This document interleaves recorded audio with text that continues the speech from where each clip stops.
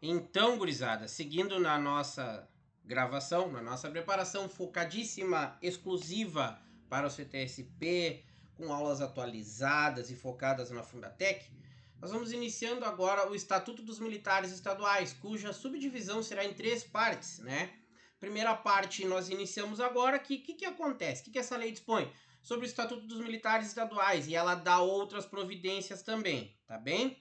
Então, este estatuto regula a situação, obrigações, deveres, direitos e prerrogativas de quem? Dos servidores militares do Estado. Então, o que a Brigada Militar ela é? Ela é instituída para a preservação da ordem pública no Estado e é considerada o quê? Uma força auxiliar e reserva do Exército Brasileiro. Pausa. A Fundatec, na questão de número 37 ou 38 da prova dos senhores, ela vai colocar que a preservação da ordem pública do Estado e é considerada uma força auxiliar reserva das Forças Armadas, o que de fato invalida a assertiva, te derruba do certame por uma questão, tá bem? É uma instituição permanente regular, organizada com base em hierarquia e disciplina e sob a autoridade suprema de quem? Do governador do estado. A Fundatec também vai trocar aqui por comandante-geral e vocês automaticamente caem naquele afã de terminar a prova. Bah, acertei! Ah, aí tu perdeu ali, querido. Não é isso que eu quero para vocês, tá bem? Os integrantes da Brigada Militar do Estado, em razão da destinação constitucional da corporação, eles constituem o que? Uma categoria especial de servidores públicos estaduais. Se eu não me engano, no concurso de 2017, Banca Fundatec também caiu. O que constituíam os servidores militares? A resposta era uma categoria especial de servidores públicos estaduais, sendo denominados servidores militares. Tá bem? No artigo 3º, parágrafo 1º, nós temos a situação em que se encontram os servidores, seja ela na ativa ou na inatividade. Na ativa nós temos 4 casos. Primeiro, carreira, temporários, reserva remunerada quando convocados e aluno dos órgãos de formação. Vamos lá, ativa, 4 casos: carreira, temporários, reserva remunerada quando convocados, quando convocados. A Fundatec colocará reserva remunerada e vai tirar o quando convocados, tá bem? E os alunos dos órgãos de formação de servidor militar da ativa. Ah, mas a reserva remunerada? Sim, a reserva remunerada, para ele ser da ativa, ele tem que estar convocado, senão ele é da inatividade, tá bem? Já na inatividade, nós temos 3 casos. O primeiro deles, reserva remunerada. Não lembrem-se que diferencia da atividade, porque eles não estão convocados. Os reformados, quando eles não retornam, né, de maneira definitiva a prestação de serviço na ativa e na reserva não remunerada na forma da legislação específica, que é o meu caso, é o caso de quem passa na SUSEP, é o caso de quem passa na Polícia Civil, tá bem? Meu caso, ex-PM temporário, ok? Quem são os servidores militares de carreira? São os que no desempenho voluntário e permanente do serviço policial militar tem o que? Vitaliciedade assegurada ou presumida. Lembrem-se, vitaliciedade e não estabilidade. Tá bem? Em casos especiais, regulados por lei, servidores militares da reserva remunerada poderão, mediante aceitação voluntária, ser designados para o serviço ativo em caráter transitório por proposta de quem? Por proposta do comandante-geral, tá? E ato do governador do estado. Tá bem? Vamos adiante. Artigo 4º. Tá bem? Então, como diz no artigo 4º, o serviço policial militar consiste no quê? No exercício de atividades inerentes à brigada militar e compreende todos os encargos previstos na legislação específica e peculiar. O que a carreira policial militar ela é? Caracterizada por uma atividade contínua e inteiramente devotada às finalidades da brigada militar, denominada o quê? A atividade policial militar. Já essa carreira policial militar é privativa do pessoal da ativa. Lembre-se do artigo 3º das 4 situações: carreira, temporários, reserva remunerada, quando convocados, né? E os alunos dos órgãos de formação. Iniciantes com ingresso na brigada militar e obedecendo a sequência de círculos e de graus hierárquicos, círculos hierárquicos que nós veremos mais adiante aqui. Artigo 6º, 7º é uma leitura. Artigo 8º. O disposto nesse estatuto aplica-se no que couber aos servidores militares da reserva remunerada e reformados, tá bem? Do provimento, como os senhores entram na brigada militar. Aqui na 10.990 nós temos os requisitos amplos, né? Os específicos nós encontramos lá na Lei 12.307 de 2005. Eu vou deixar aqui para uma leitura de vocês, tá bem? Aqui eu só quero lembrar que o exame psicológico ele se aplica exclusivamente quando do ingresso na Brigada Militar, ok? Para o cômputo ali, artigo 11, uma leitura, tá bem? Então, artigo 12 já, hierarquia e disciplina. O que elas são? A base institucional da Brigada Militar. Todas as instituições de segurança pública, seja Polícia Civil, seja Polícia Penal, seja Guarda Municipal, a Guarda Municipal de Bagé é uma instituição baseada em quê? Na hierarquia e disciplina. A Polícia Civil também nos termos da Lei 10.994.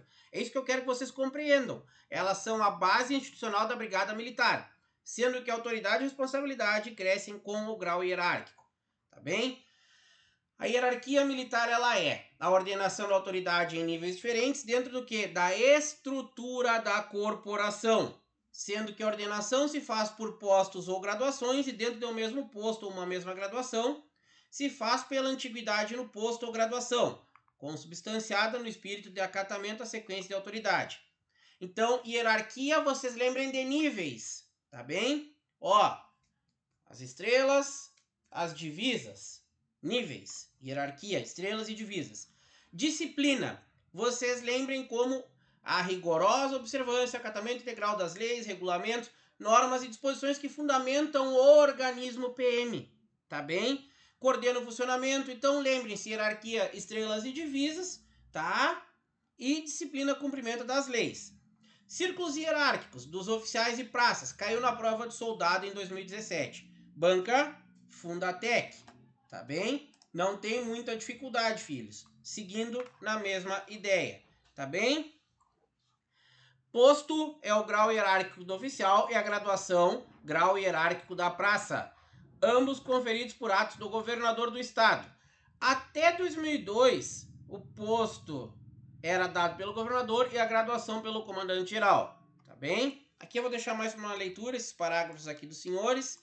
Não tem muito mistério, tá bem? Vamos indo aqui, artigo 15, a precedência entre servidores militares da ativa do mesmo grau hierárquico é assegurada pelo quê? Pela antiguidade no posto ou na graduação, salvo nos casos de precedência funcional do comandante-geral, subcomandante-geral e chefe de Estado-Maior, tá bem? A antiguidade em cada posto ou graduação é contada a partir da... Deixa eu só fazer aqui. A partir da data da publicação do ato da respectiva promoção, nomeação ou inclusão, salvo quando estiver taxativamente fixada outra data, tá bem? Aqui são os critérios de desempate. Em igualdade de posto ou graduação, os servidores militares da ativa têm precedência sobre os na inatividade, tá bem? Deixar mais para uma leitura aqui para vocês. Artigo 16. A precedência entre as praças especiais e demais praças é regulada por legislação federal específica, tá bem? A Brigada Militar manterá um registro de todos os dados referentes ao seu pessoal da ativa e da reserva remunerada, dentro das respectivas escalas numéricas, segundo as instruções baixadas pelo comandante-geral da corporação, tá bem? Seguindo, cargo e função policial militar. Tá bem? O que o cargo policial militar ele é? É aquele que só pode ser exercido por servidor militar em serviço ativo e corresponde a cada cargo PM um conjunto de atribuições, deveres e responsabilidades que se constituem em obrigações do respectivo titular. Tá ok? Vamos indo. As obrigações inerentes ao cargo PM devem ser compatíveis com o correspondente grau hierárquico e definidas em legislação ou regulamentação específicas, observados os princípios regidos por este estatuto. Tá bem? Os cargos policiais militares serão providos com pessoal que satisfaça os requisitos do grau hierárquico, beleza? Aqui para nós que nos interessa é o artigo 20. O cargo policial militar é considerado vago em duas situações. A partir da sua criação, né? E desde o momento em que o servidor militar que o ocupa é exonerado ou dispensado ou falece ou é considerado extraviado ou desertor e até que o servidor militar regularmente nomeado ou designado ou que tenha recebido uma determinação da autoridade competente dele tome posse, tá bem? A função policial militar é o exercício das obrigações inerentes ao cargo policial militar.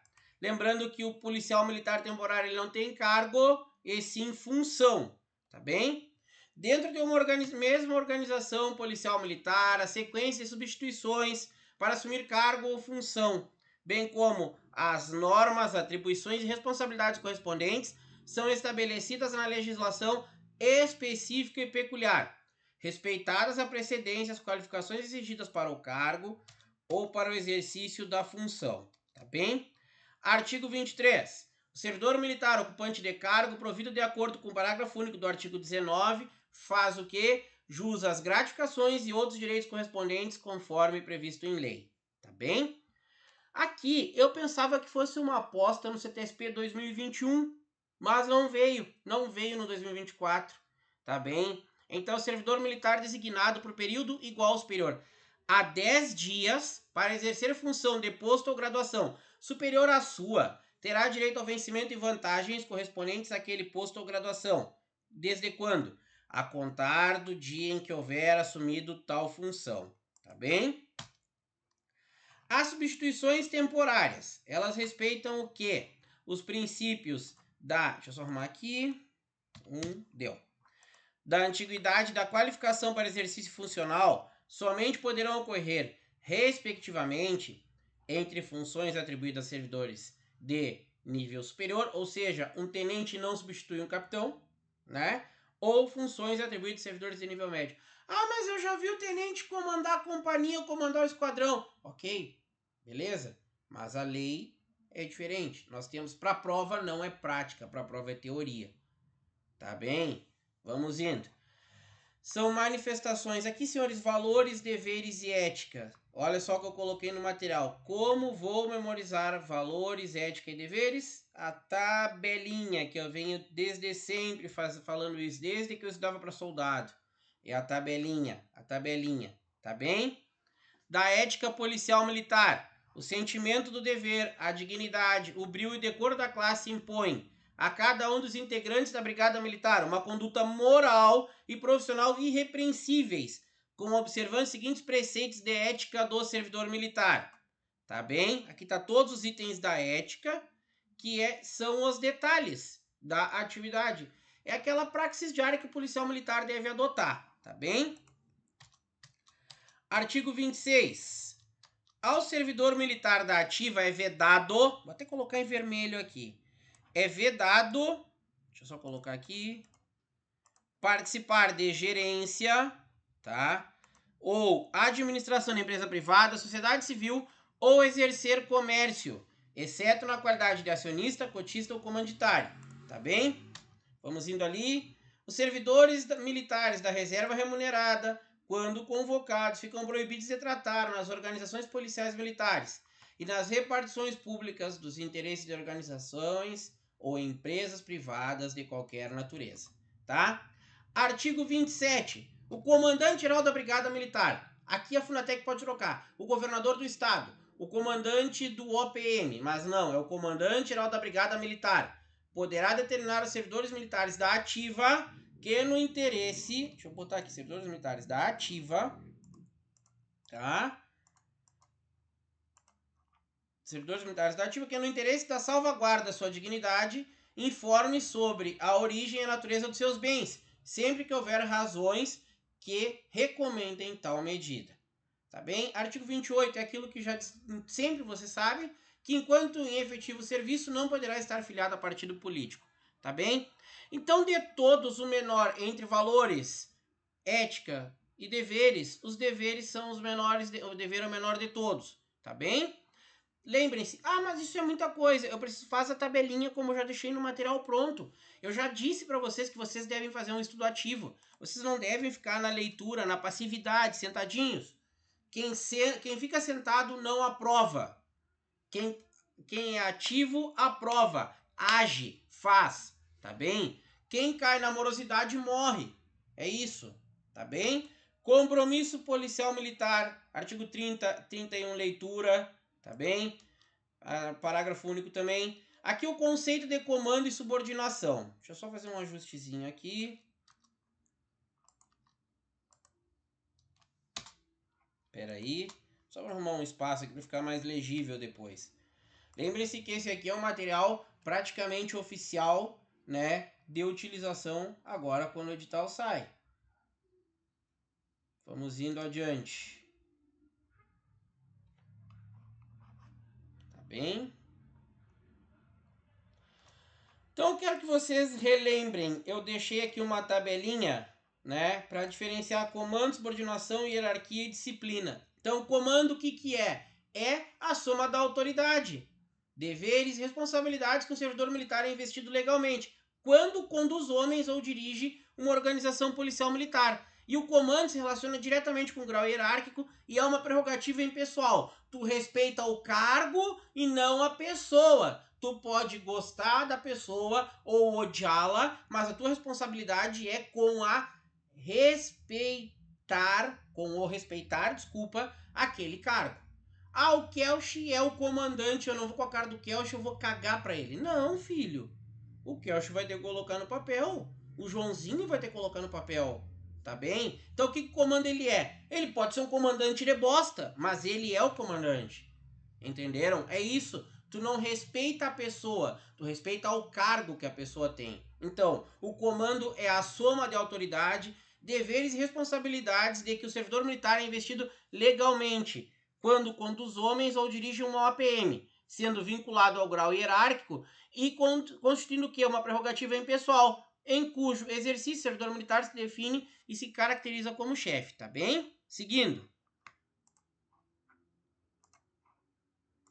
Já a subordinação, ela decorre exclusivamente do quê? Da estrutura hierárquica da brigada militar e não afeta a dignidade do servidor militar, tá bem? Então eu já deixei uma tabelinha, olha só. Hierarquia, níveis, disciplina, obediência às leis, comando, soma da autoridade e subordinação, estrutura hierárquica. Para vocês não se perderem, lembre-se de hierarquia, estrela divisa. Disciplina, liga no vadimeco. Comandante, lembra de alguém sentado na cadeira.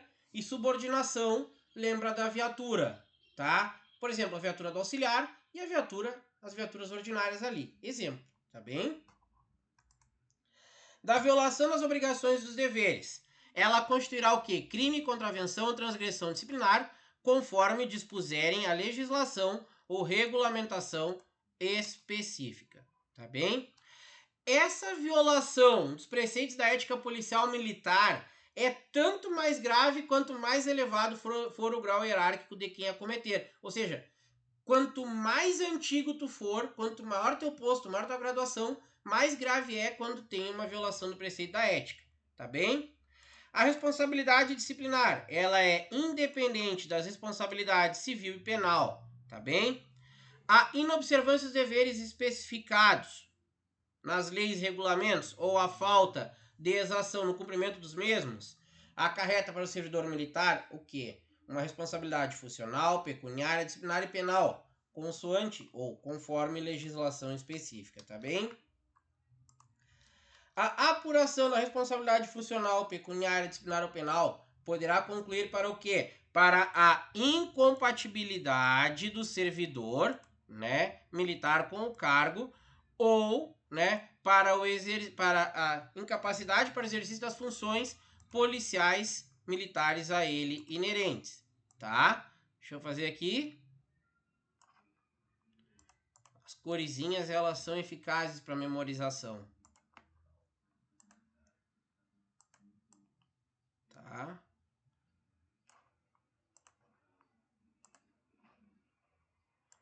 Seguindo. Artigo 37. O servidor militar cuja atuação no serviço revelar-se. Deixa eu só fazer uma coisa melhor aqui. Revelar-se. Só um pouquinho. Deu. Revelar-se incompatível com o cargo, tá?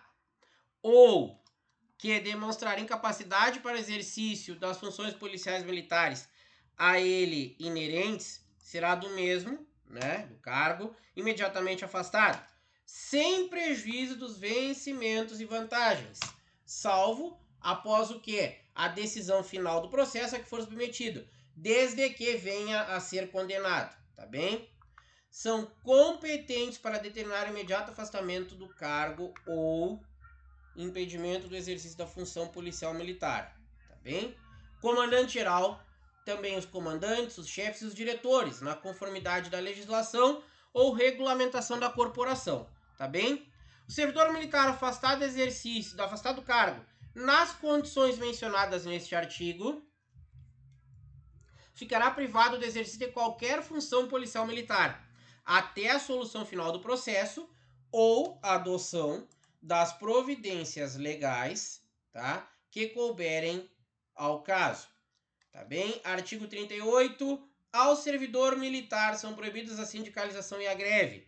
39. São vedadas, ou seja, são proibidas as manifestações coletivas que impliquem no descumprimento do dever ou que atentem contra a disciplina policial militar. Eu vou contar uma história para vocês. Em 1997, houve uma grandiosa manifestação dos policiais militares descontentes, melhor dizendo, com as condições inconformes do governo Brito, em que houve uma caminhada com os policiais fardados em Porto Alegre, tá bem? Daí que resultou na Lei 10.990, essa lei que nós estamos hoje fazendo a nossa aula. A mesma coisa aconteceu na greve do PM do Espírito Santo. Então lembrem-se que tudo na nossa vida são conquistas históricas. E essas conquistas históricas, elas se correlacionam diretamente com o quê? Com a luta, com o trabalho eficaz por parte de quem veio antes que nós. Né? Por isso que eu sempre digo, nós temos que valorizar aqueles que deixaram um legado, que carregaram a nossa cruz alguma vez na vida. Tá bem? Então, crimes militares previstos no Código Penal Militar.